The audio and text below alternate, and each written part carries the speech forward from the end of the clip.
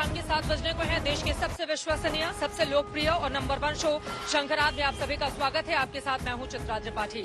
श्रद्धा murder मामले में हर गुजरते दिन के साथ नए नए खुलासे हो रहे हैं। आपको बताते चले कि श्रद्धा का मर्डर करने के पहले आफताब ने उसके साथ कई बार हैवानियत की थी। जैसे जैसे दिन गुजर रहा है वैसे वैसे ऐसी ऐसी जानकारी सामने आ रही है, जिसके बाद सवाल ये उठता है कि आखिर कौन सी मजबूरी थी जिसके बाद श्रद्धा ऐसे वहशी के साथ रहने के लिए विवश हो रही थी। आपको बता दें, पहले भी वहशियाना हरकत शख्स की ओर से की गई थी और इस बात का खुलासा किया है श्रद्धा के उस शिकायती पत्र ने जो उसने मुंबई में की थी। इस पूरे मामले में आज दिन भर सियासत भी किस तरह से गरमाई रही और क्या हुआ है बड़ा और नया खुलासा, उसको बताती हुई हमारी ये रिपोर्ट देखिए।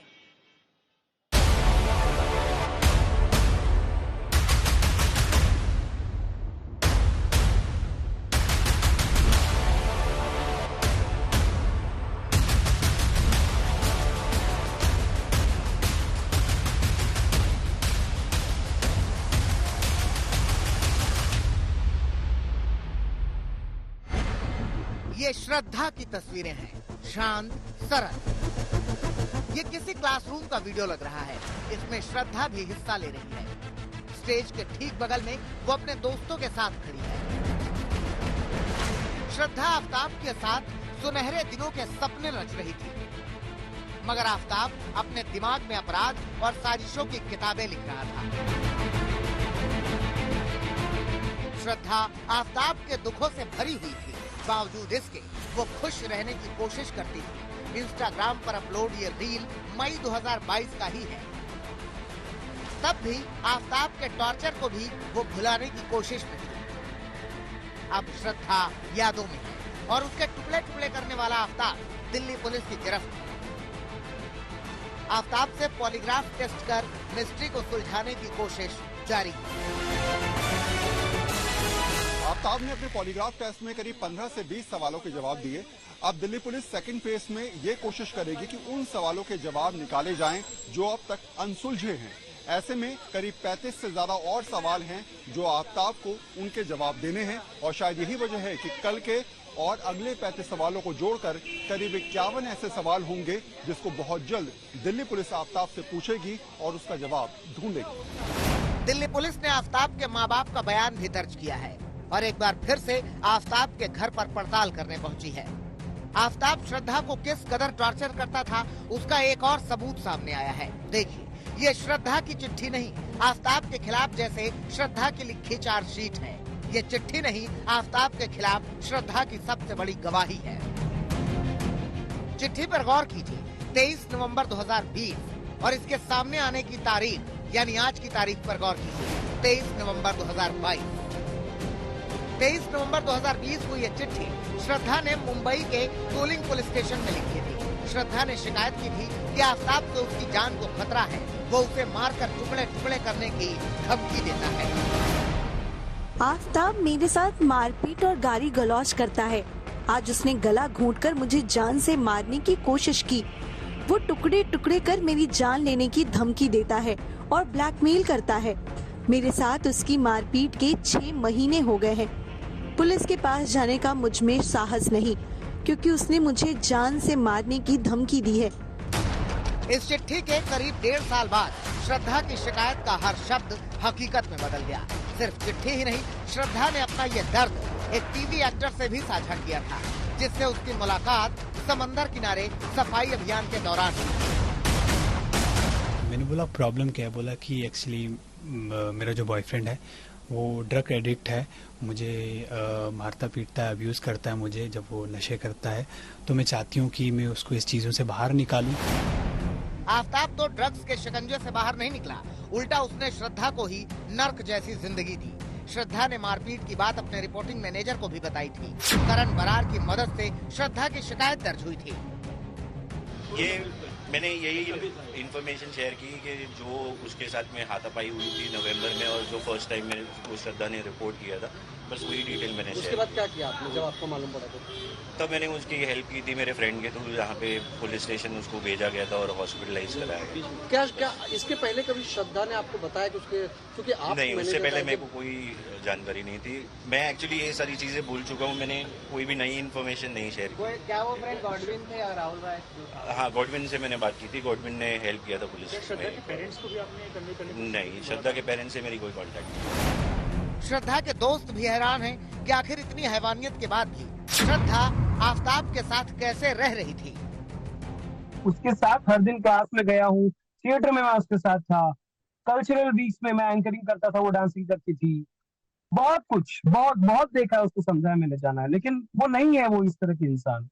वो किस तरीके से इतना हावी हो गया आफ्ताब उसके ऊपर कि इतना जाके ये वायलेंस बढ़कर एक मर्डर में तब्दीली हो गया, ये अपने आप में विश्वास करने के हिसाब का नहीं है। बिल्कुल मान ही नहीं सकता मैं कि ऐसा हो चुका है। ये बयान और श्रद्धा की ये चिट्ठी बताती है कि वो किस कदर आफ्ताब के साथ रिलेशनशिप में फंस गई थी। 6 महीने से आफ्ताब उसके साथ मारपीट कर रहा था, लेकिन उसकी धमकी और ब्लैकमेल के डर से वो पुलिस के पास नहीं जा रही थी। वो चाहती थी कि आफ्ताब सुधर जाए, मगर ऐसा नहीं हुआ। वो आफ्ताब को छोड़ना चाहती थी, जो आफ्ताब ने होने नहीं दिया। और जो खौफनाक नतीजा सामने आया, उसने हर किसी को सन्न कर दिया।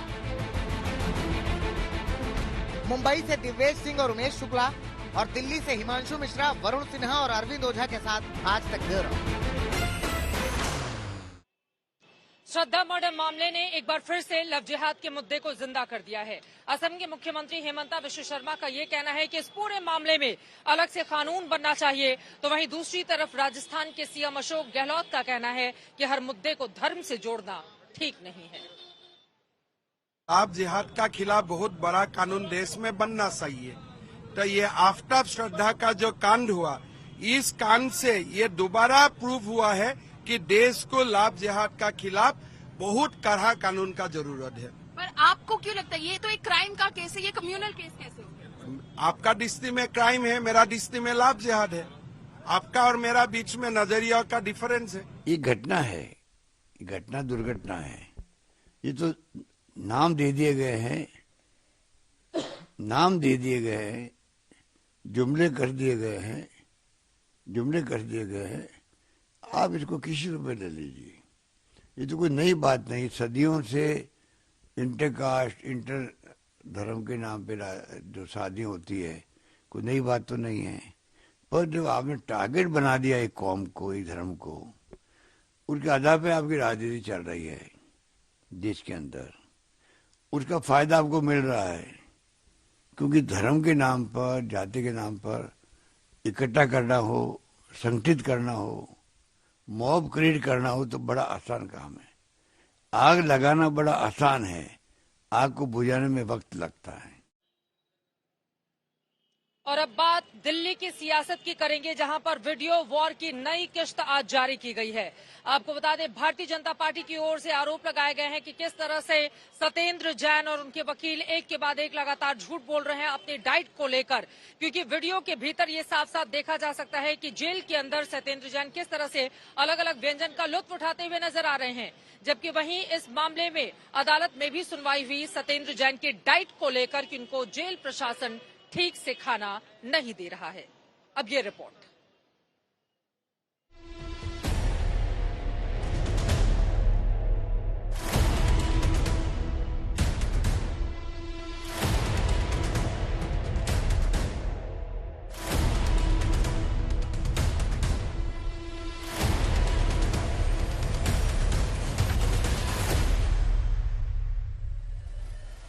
दिल्ली के तिहाड़ जेल में सत्येंद्र जैन की मालिश का वीडियो देखा। सत्येंद्र जैन की आराम तलबी और सुख सुविधाओं की तस्वीरें भी देखी। अब सत्येंद्र जैन की डाइट का एकदम ताजा वीडियो सामने आया है। बाहर से होटल का खाना खाते दिल्ली के स्वास्थ्य मंत्री बाकायदा टमाटर, गाजर, खीरे की सलाद ले रहे हैं।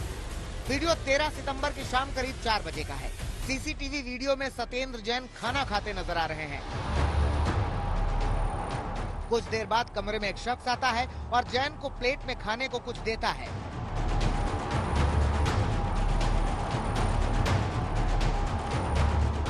फिर सत्येंद्र पोटली से निकालकर ड्राई फ्रूट जैसी कोई चीज खाते हैं। थोड़ी ही देर में जैन के लिए सलाद का भरा हुआ प्लेट आता है।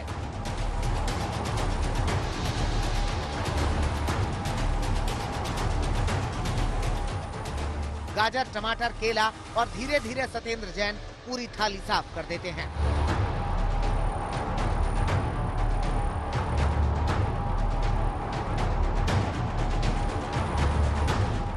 लेकिन जैन का खाना यहीं खत्म नहीं होता। वो एक झोला खोलते हैं और झोले से केला निकालकर खाने लगते हैं। इस वीडियो में कमरे में बिस्लरी का पूरा कैरेट नजर आता है, यानी पूरा वीआईपी ट्रीटमेंट। अब एक और वीडियो देखिए। तारीख 1 अक्टूबर, समय 4:18 पर। यहाँ भी जैन की थाली सलाद से भरी नजर आ रही है। साथ ही 2 डिब्बे में भी खाने के कुछ सामान है। खाने के पैकेट से साफ लग रहा है कि ये जेल का नहीं, बाहर का खाना है। अब तीसरा वीडियो देखिए। तारीख 3 अक्टूबर, समय दोपहर 1:41। सत्येंद्र जैन यहाँ कॉपी का पन्ना पलट रहे हैं और सामने रखे हैं 6 टमाटर और संतरे। अब वीडियो को आगे देखिए। 3 अक्टूबर दोपहर 2:07। सत्येंद्र जैन अपना झोला फिर से निकालते हैं और इस बार झोले से बाहर निकलता है ड्राई फ्रूट से भरा डब्बा। तन उजला मन मैला, भाषण लच्छेदार, सत्या बाहर ऊपर सत्याचार, अंदर भ्रष्टाचार। तो ये बिल्कुल पंक्तियां जो हैं आम आदमी पार्टी पर स्थापित होती हैं और उनका बहुत अच्छे से व्याख्यान करती है। ये जोरदार तमाचा आंदोलन के जुड़े उन लोगों के मुंह पर है जो रामलीला मैदान में अरविंद केजरीवाल के साथ बैठे थे। परिवारवाद के खिलाफ आए थे, भ्रष्टाचार के खिलाफ आए थे, राजनीति को बदलने आए थे, राजनीति में पैसे के लेन देन, सत्ता के दुरुपयोग के खिलाफ आए थे। और आज सबका दुरुपयोग होते हुए सब देख रहे हैं। वो रोज नई कहानी का वीडियो लाएंगे क्योंकि उन्होंने कोई काम तो किया नहीं। कोई झूठे सच्चे वीडियो लाते रहेंगे। हम लोग काम बताएंगे। हम लोग कहेंगे ये कूड़े का पहाड़ साफ होगा, वो कहेंगे वीडियो। आज भारतीय जनता पार्टी के किसी भी नेता से आप पूछो, जनता पूछ रही है इनसे कि भाई 15 साल में क्या किया आपने, कूड़े के पहाड़ों के लिए क्या किया, कूड़े के ढेरों के लिए क्या किया, साफ सफाई के लिए क्या किया। तो ये कहते हैं ये केजरीवाल जी का वीडियो, ये देखो इनका वीडियो, ये देखो उनका वीडियो। बोलते हैं 250 स्टिंग जारी किए, 1000 गालियां केजरीवाल को दी। सबसे बड़ी बात, इस वीडियो की टाइमिंग भी गजब। सत्येंद्र जैन की डाइट को लेकर डाली गई अर्जी पर आज सीबीआई की विशेष कोर्ट में सुनवाई थी, जिससे ठीक पहले ये वीडियो जारी किए गए। अर्जी में सत्येंद्र जैन ने कहा था कि उन्हें तिहाड़ प्रशासन की ओर से ठीक से खाना नहीं दिया जा रहा है। 5 महीने से उन्होंने अन्न का दाना नहीं खाया।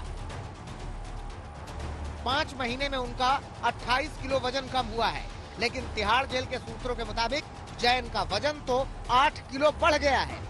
वहीं उपवास की बात पर सत्येंद्र जैन कोर्ट में भी फंस गए। सत्येंद्र जैन के वकील ने कहा कि जब वो ईडी की कस्टडी में थे तब उनका वजन 103 किलो था, अब उनका वजन 75 किलो रह गया है। इस पर जज ने कहा कि आप खुद फास्ट रख रहे हैं तो वजन तो कम होगा ही। आपने खुद ही कहा है कि आप 6 महीने से फास्ट पर हैं। सत्येंद्र जैन के वकील ने कहा कि जेल प्रशासन उनके उपवास से जुड़ी जरूरी डाइट नहीं दे रहे हैं। वहीं जेल प्रशासन ने कहा कि सत्येंद्र जैन की डाइट में पोषण की कोई कमी नहीं है। सत्येंद्र जैन की ओर से दलील दी गई कि उपवास के हिसाब से उनकी डाइट में 50 ग्राम बादाम, 50 ग्राम मिक्स बीज, 2 अखरोट होने चाहिए। एक निश्चित प्रोटीन की जरूरत है। तो वहीं तिहाड़ जेल के वकील ने कहा कि जेल में पहली बार कोई फास्ट नहीं है। अब कोर्ट ने मामले में तिहाड़ प्रशासन से कल तक जवाब मांगा है, जिसमें पूछा गया है कि क्या सत्येंद्र जैन की डाइट को रोका गया है, अगर हाँ तो इसका आदेश कहां से आया है। तिहाड़ प्रशासन ने कर्मचारियों के तबादले का हवाला देते हुए कोर्ट से वक्त मांगा था। वहीं वीडियो लीक को लेकर भी कोर्ट सख्त है। ईडी ने साफ किया है कि उनकी ओर से वीडियो लीक नहीं हुआ है। दिल्ली से अनीशा माथुर के साथ आज तक ब्यूरो। और अब बात करेंगे असम के सीएम हेमंता बिश्व शर्मा की, जिनके एक बयान ने बखेड़ा खड़ा कर दिया है। असम के मुख्यमंत्री की ओर से गुजरात चुनाव के दौरान राहुल गांधी की तुलना सद्दाम हुसैन से कर दी गई, जिसके बाद कांग्रेस पार्टी आग बबूला है।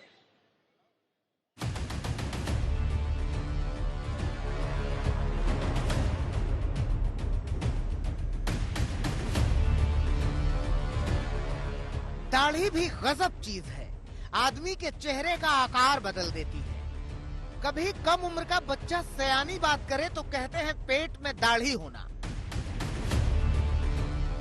किसी पर शक सुबह हो तो कहते हैं चोर की दाढ़ी में तिनका। यूं ही नहीं कहते, जैसे चलती का नाम गाड़ी वैसे बढ़ती का नाम दाढ़ी। मगर भारत जोड़ो यात्रा पर निकले राहुल गांधी की इस बढ़ी हुई दाढ़ी ने बवंडर मचा दिया है।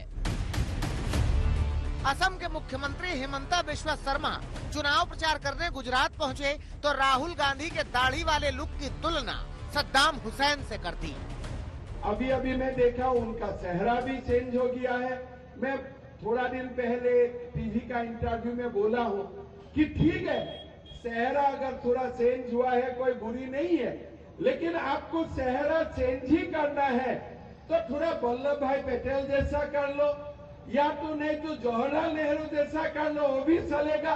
गांधी जी जैसा होने से तो और अच्छा है, लेकिन आपका चेहरा सद्दाम हुसैन जैसा क्यों होते जा रहा है? हिमंता बिस्वा शर्मा पहले कांग्रेस में थे, उनके कांग्रेस छोड़ने की कहानी भी किसी से छिपी नहीं है। हिमंता बिस्वा शर्मा ने कांग्रेस छोड़ी, बीजेपी में गए, सीएम की कुर्सी तक पहुंचे, लेकिन राहुल गांधी को लेकर उनकी तलखी कम नहीं हुई। हिमंता बिस्वा शर्मा की टिप्पणी पर नई सियासी टक्कर शुरू हो गई। कांग्रेस के नेता पूरी तरह हमलावर हो गए। चरण चुम्बन अपने नेताओं का करने के लिए वो भाषा की मर्यादा भी भूल गए। यही काम ये जब आसाम में गोगोई साहब मुख्यमंत्री थे तो उनके साथ भी करते थे। ठीक है, आप अपने नेताओं के प्रशंसा में गीत गाइए, परंतु कल तक जिसके चरण चुम्बन आप करते थे, मक्खन लगाते थे, लाइन में खड़े रहते थे, उसके प्रशंसा के गीत गाते थे, उस राहुल गांधी के खिलाफ आप सिर्फ इसलिए बोल रहे हो कि आप भाजपा में अपने को असुरक्षित महसूस कर रहे हो। लेकिन कांग्रेस और बीजेपी में वार जारी है, तो वहीं दूसरी तरफ मेरी इस वक्त मौजूदगी है सूरत में, और इसी सूरत में उत्तर प्रदेश के मुख्यमंत्री योगी आदित्यनाथ इस वक्त रोड शो कर रहे हैं। उनकी तस्वीरें आप तक पहुंचाते हैं। आपको बता दें कि सूरत विधानसभा में 2016 के पाटीदार आंदोलन के बाद 2017 में बीजेपी ने कमाल का प्रदर्शन किया था। हालांकि पाटीदार आंदोलन का असर गुजरात के बाकी हिस्सों में जरूर देखने को मिला था, लेकिन इस बार सूरत पर पूरा जोर है। अब सूरत की जनता को लुभाने के लिए योगी आदित्यनाथ भी चुनावी मैदान में हैं। उनके रोड शो की ये तस्वीरें आप टीवी स्क्रीन पर देख रहे हैं। बीते 3 दशक से सूरत पर भारतीय जनता पार्टी का कब्जा है। सूरत शहर में लगातार बीजेपी प्रचंड जीत हासिल कर रही है। हालांकि गांवों में कांग्रेस पार्टी अब जरूर कमाल कर जाती है, लेकिन इस बार सूरत शहर की और गांव की तस्वीर क्या रहने वाली है? बीजेपी के पक्ष में, अपने उम्मीदवारों के पक्ष में आप देख पा रहे हैं उत्तर प्रदेश के सीएम योगी आदित्यनाथ किस तरह से रोड शो करके लोगों को लुभाने की कोशिश बीजेपी के पक्ष में करते हुए